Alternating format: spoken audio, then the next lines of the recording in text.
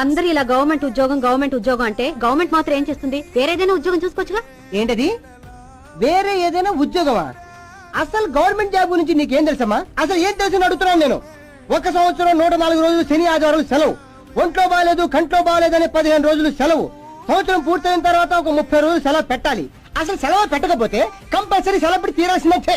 అది కాక శని ఆదివారాలు కాక గాంధీ జయంతి, కృష్ణ జయంతి, గోకులాష్టమి, వినాయక చవితి, సరస్వతి పూజ, విజయదశమి, దీపావళి, క్రిస్మస్, రంజాను, జనవరి 1, సంక్రాంతి, జనవరి 26, ఉగాది, బక్రీద్, గుడ్ ఫ్రైడే, మే 1, ఆగస్టు 15 అని ఓ 18 రోజులు సెలవు.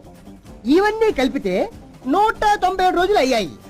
ఇది కాక 165 రోజుల్లో రోజుకి 8 గంటలు మాత్రమే పని. అందులో 30 రోజులు లేట్ గా రావచ్చు. ఈ రకంగా చూస్తే సంవత్సరానికి 53 రోజులు మాత్రమే పని. ఇందులో కొన్ని